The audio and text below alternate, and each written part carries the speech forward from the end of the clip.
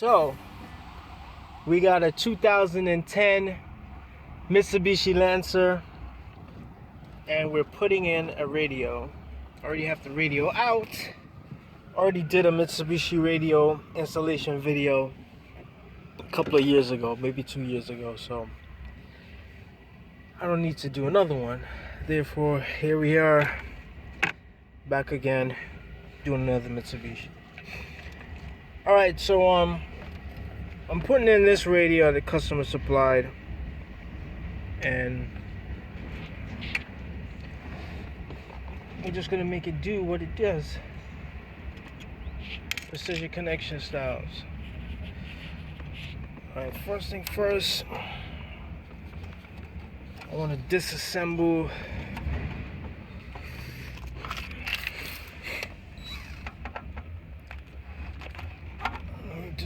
this radio. You know me, I gotta use my hand tools.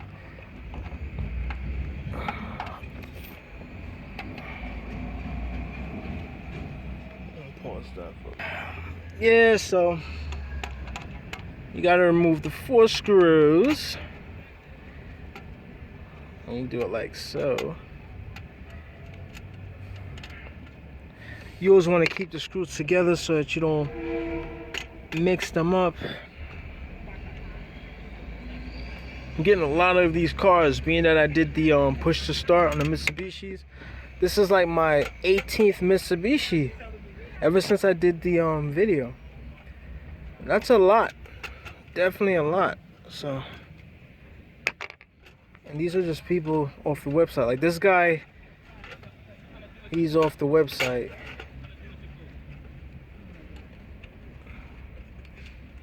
And that's about it. So I'm taking the mountain brackets off of this radio so I can put it on the new radio. Hopefully I'll be able to get a nice tight fit. Pardon the trains and all that, that's just the area that I'm in. Nice little area. But, you know, that's what it is sometimes. Alright, so we got that off. You always want to return the customer stuff in case something goes wrong, or he or she decides to sell the vehicle, and you don't want to be in problems with a customer and their items. Alright, so what you want to do with a radio installation, you always want to get as much holes that you can as possible. This is not 100%, but I find that if you do trial and error, you try to match as much holes as possible, you'll be in good company. And I'm not getting the holes I want, so what I have to do is put it back onto the factory radio, and this is my right side, back on the factory radio, and kind of figure out how far enough do I need it. Alright, so I got it like that. So I want to match my radios up like so, as close as possible. Got the 2 radios lined up, and I'll just kind of figure out where I'm gonna place my holes. I'll be in Miami next week, so all my Miami people, hit me up if you want to get something done. I'm gonna have to go with these 2 upper holes. Today's a nice breezy day. Alright, so I'm gonna kind of try to fudge it a little bit.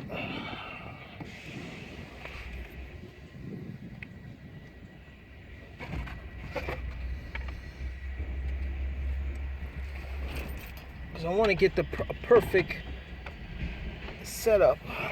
Yeah, so I ran the microphone. I'm on it right there. The microphone on this unit is very short, so I have no other alternative than to mount it on the steering wheel.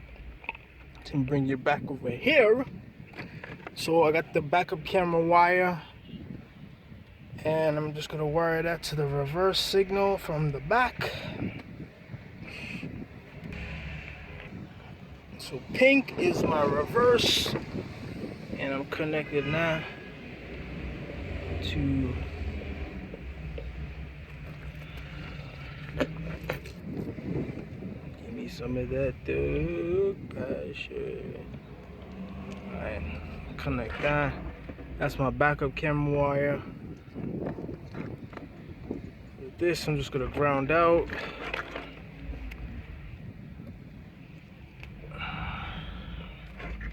This is my parking brake. I ground them out. No one wants to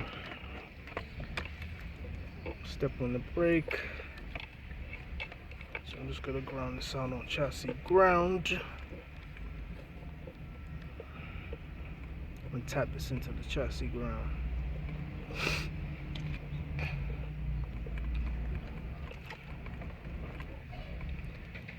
So like I was saying, this is like my 18th Lancer after I did I've done Lancers before, but ever since I did the video, been getting a lot of customers locally with this particular car, so I'm getting a lot of Lancers.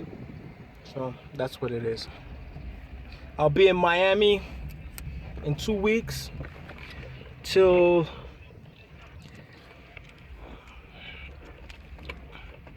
from May 1st till June 2nd, and then I'm heading out to Cali, and then I'm gonna go on my installation tour that I do every year.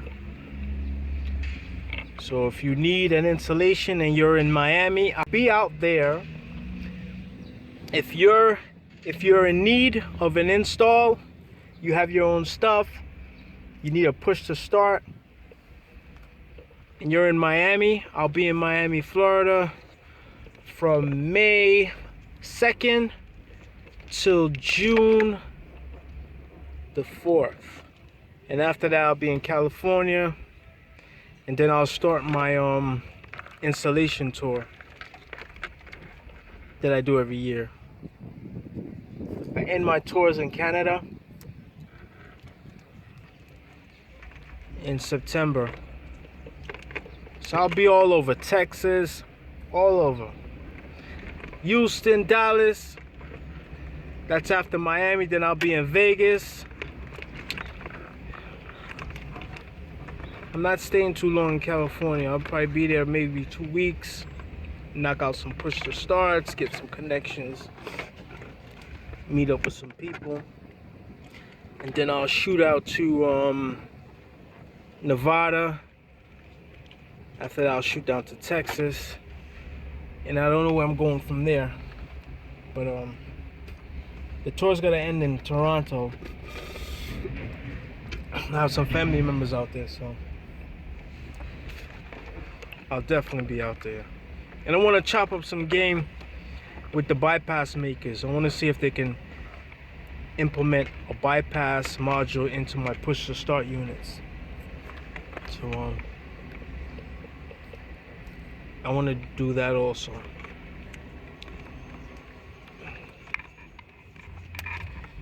let me get this in gear. Alright, so I don't know where I'm gonna fish this wire.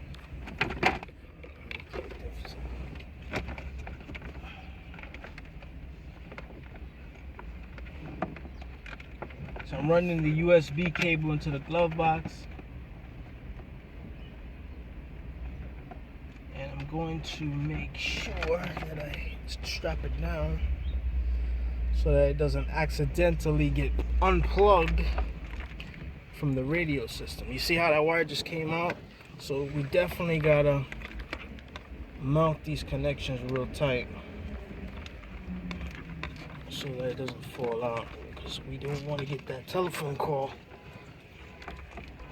We do not want to get that telephone call. Hey, the radio stopped playing. So sometimes these harnesses, they're not well fabricated because they're cranking out so many It might not be a lot of quality control going on. So what I like to do is just tape everything down. And this is my crisscross method. So what I do is I tape around, then I cross up, do my X, hold it down, then continue to tape. Now why isn't going anywhere? I guess you guys could pick this up. You could add that to your tools of knowledge. You do the crisscross tape method. This way you have the tape holding on to the harness so tightly that it ain't going anywhere, bro.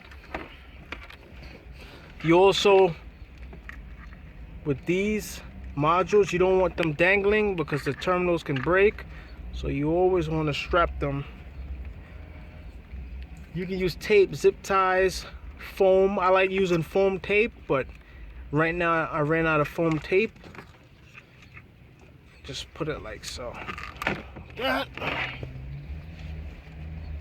You want to get this radio in. So always make sure you got your connections right. This is my microphone that I'm connecting. Get that in there, baby. Lock you up. I gotta shoot out to Brooklyn today. I gotta do an install. So today's a real busy day for me. I don't know if I can get all these videos in.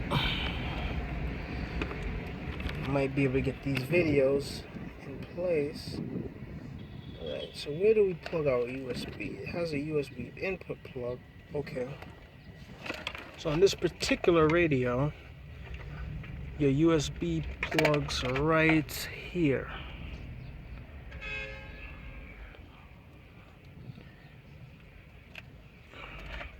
Just double check, make sure I'm plugging it in the right way.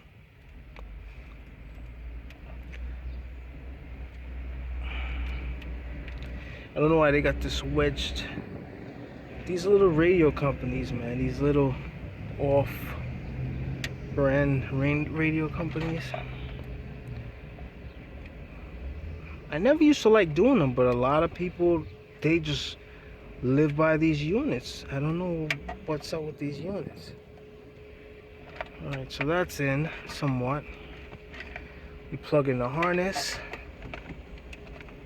like so.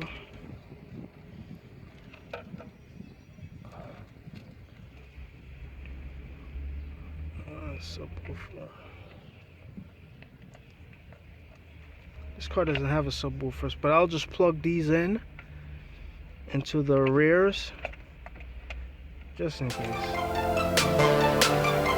Steering wheel control wire. Steering wheel control,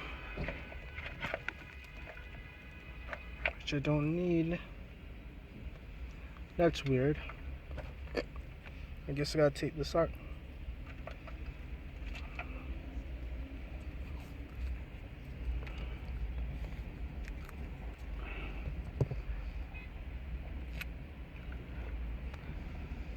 Put some tape so it doesn't short out.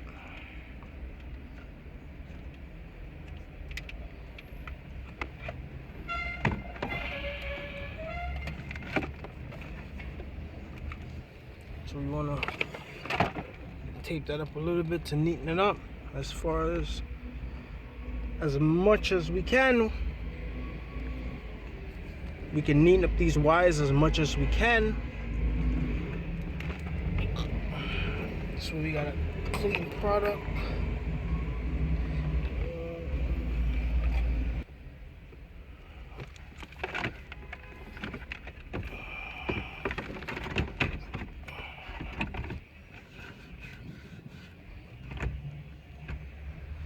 Okay, let's get those mounting screws.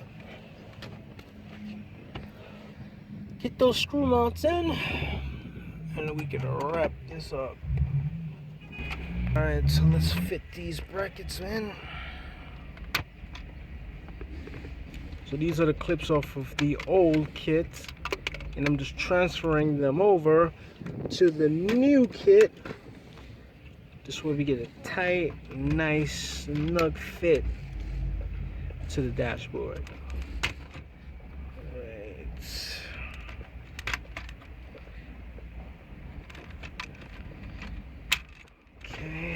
fell.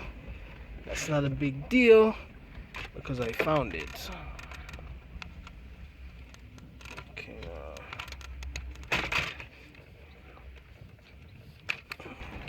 now we can.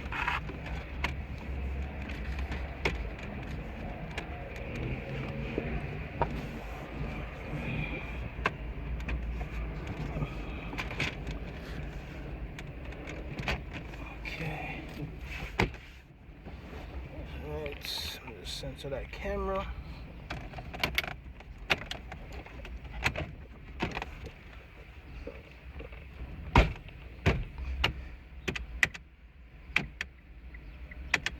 Okay, let's turn this bad boy on. Get some power in the situation. Beep, yeah. Now let me line up this camera so you guys can see it. You know?